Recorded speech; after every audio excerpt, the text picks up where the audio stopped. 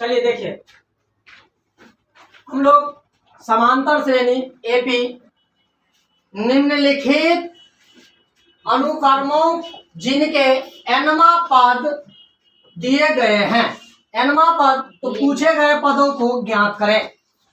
हम लोग एनवा पद इंडिकेट करता है, कहता है क्वेश्चन में कि T1, T2, T1 और T2 ज्ञात करें। सबसे पहले n की मान हम लोग इस पे देख लेंगे कि T1 कितना है। तो चलिए T1 की बात किया जाए तो हमने क्वेश्चन में बताए थे कि अगर T1 n जो होती है, n बराबर 1 2 3 4 डॉट डॉट डॉट डॉट, हमने n जो होती है नेचुरल नंबर है, n जो होती है वो नेचुरल नंबर है।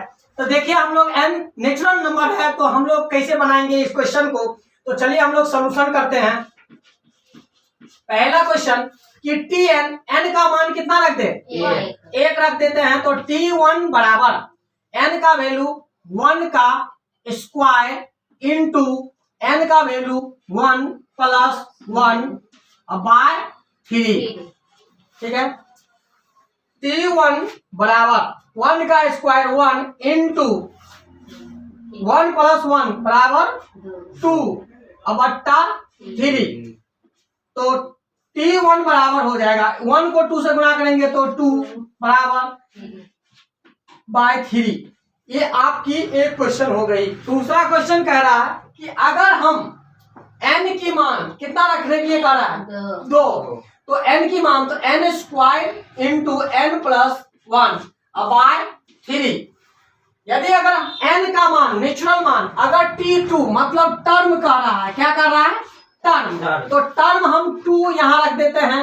तो Tn बराबर T2 बराबर n का वैल्यू 2 उसका स्क्वायर इंटू n का वैल्यू 2 प्लस 1 बाय 3। T2 बराबर 2 का स्क्वायर कितना होता है 4 इंटू 2, तो 3 गुने 3, इसके पीछे कुछ नहीं तो इंटू लगा हुआ है, क्या लगा हुआ है, इंटू लगा हुआ है बाय 3। 4 12 बट्टा 3, 3 चौका 12, इसका मतलब 4। यहाँ पे आया मेरा 2 बट्टा 3 और यहाँ पे आया 4। अगर हम T3 का मान रखते, T4 रखते, T5 रखते तो इस तरह से आपका मान आता रहेगा। तो इस तरह से इसको हम लोग एपी कहते हैं। क्या कहते हैं, एपी कहते हैं। तो एपी में ये बात तो आप लोग समझ गए होंगे कि Tn क्वेश्चन आपको दिया गया है कि Tn बराबर n square into n plus 1 by 3। अगर ऐसा क्वेश्चन दिया रहे तो आप लोग कंफ्यूज ना करें, आप बेहिचक आप T1 T2 या जो पद दिया रहेगा उस पद पे आप पुट कर देंगे, n का वैल्यू पुट कर देंगे, आपका मान आ जाएगा, कोई दिक्कत नहीं है। चाहे वो ऑब्जेक्टिव क्वेश्चन हो या सब्जेक्टिव क्वेश्चन हो, दोनों में पूछ सकती है। चाहे वो कंपटीशन की दुनिया हो या चाहे 10th हो। तो 10th में तो फिलहाल पूछती ही है और ये क्या है, कंपटीशन में भी पूछती है। अगर आप यहाँ पे पढ़ते हैं तो आपको कंपटीशन में भी दिक्कत नहीं होगी और कहीं भी मैथ में दिक्कत नहीं होगी। बच्चा कहता है कि हमको बनता ही नहीं है, बच्चे क्या बोलते हैं, हमसे क्वेश्चन नहीं बनता है, मैथ नहीं बनता है। मैथ क्यों नहीं बनता है, मैथ आप सबसे पहले आप समझिए। समझने से क्या होती है कि आपका बहुत सारा पेपर सॉल्व हो जाती है। अगर आप नहीं समझेंगे और कहेंगे आपको मैथ बना दीजिए, आप नहीं समझ पाएंगे।